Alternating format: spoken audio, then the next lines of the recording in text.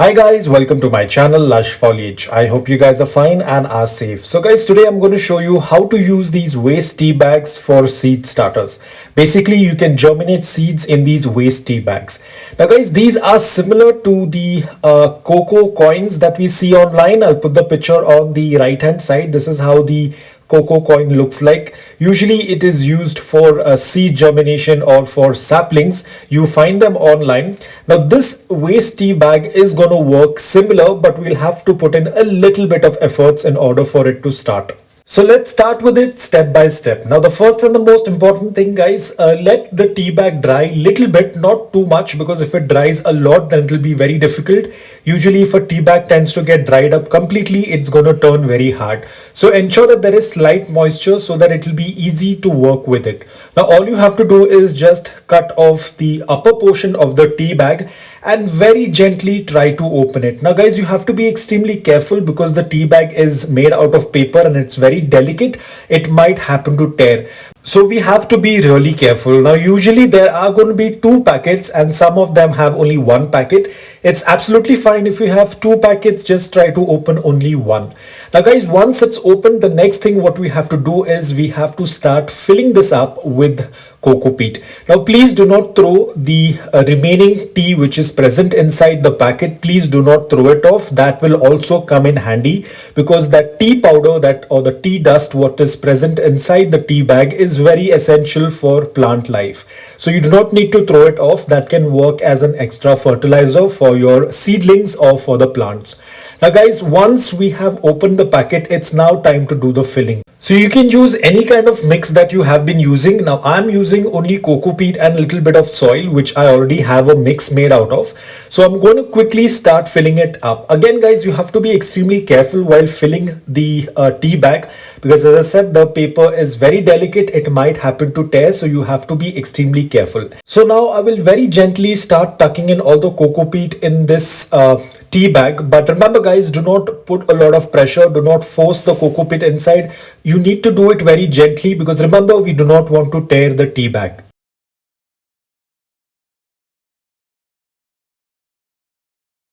So right now I'm just going to fill the coco peat up till this because once we are going to put the seed and then we need to add a little bit more of coco peat on it. So guys, now it's time to go ahead and find the seeds. Now the seeds that I'm going to be using for this experiment is going to be seeds from my French marigold because I've noticed that they tend to grow a little faster. So it's going to be much easier for this video. So I'm just going to take one seed at a time. Please do not put in too many seeds. You know how small the tea bag is. So just use one seed in one tea bag. Now gently cover this seed with a little bit more of the coco peat or whichever mixer you have been using for your seedlings. You can go ahead and use that and very gently just cover the upper top of the seedlings so that the seed is no longer visible.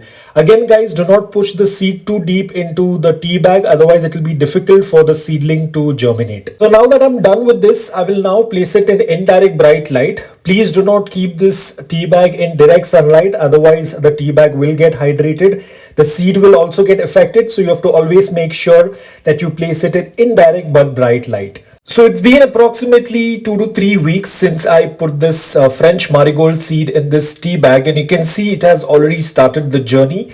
The seedling was successful. You can see that it has germinated and it already has 2 leaves. So this thing tends to really work, and apart from that, you remember there is coco peat as well as there are some tea dust, or let's say that there is some tea powder in the end of the tea bag, which also gives a lot of nutrition. So now guys, I'm just going to do a little bit of fast forward. You will be able to see how the transformation starts, how the seedling starts to grow into a slightly larger plant. So now the seedling is of a good size, so it's now time to transfer it into a bigger pot. Now guys, I'm going to show you the process how to transfer it into a pot. Now there is nothing you need to do. Please do not pluck out the plant from the tea bag. All you need to do is just find a suitable pot that you want to put this in. Now all we have to do is just try to make a cavity or a hole in the soil, because what we are going to do next is we are not going to remove the seedling from the tea bag. In fact, we are going to put the entire tea bag into this pot. Now guys, remember the tea bags, the paper that is being used for these tea bags, the paper is biodegradable. So we do not need to be worried that it is going to contaminate the soil or the potting media, or it's going to harm the plant. It is not going to do anything like that. Over the period of time, it will start to degrade. So that's the best thing about using these tea bags. Even with the cocoa coin as well, we tend to do the same thing. But at times what happens is that the cocoa coin that we have, usually the paper does not completely get decomposed. You might have noticed at times when you uproot your plant from the nursery pot, you tend to see that there is the packet of the cocoa coin still present. But that is not the case with tea bags, because the paper quickly starts to get decomposed. So that is the good thing about tea bags. And in fact, the tea that is present inside, that is the waste tea granules that are present in that, will also work as fertilizers, because we all know that the tea dust or the tea granules are very essential for soil. A lot of people tend to use that as well for fertilizers because it does contain a lot of nutrients.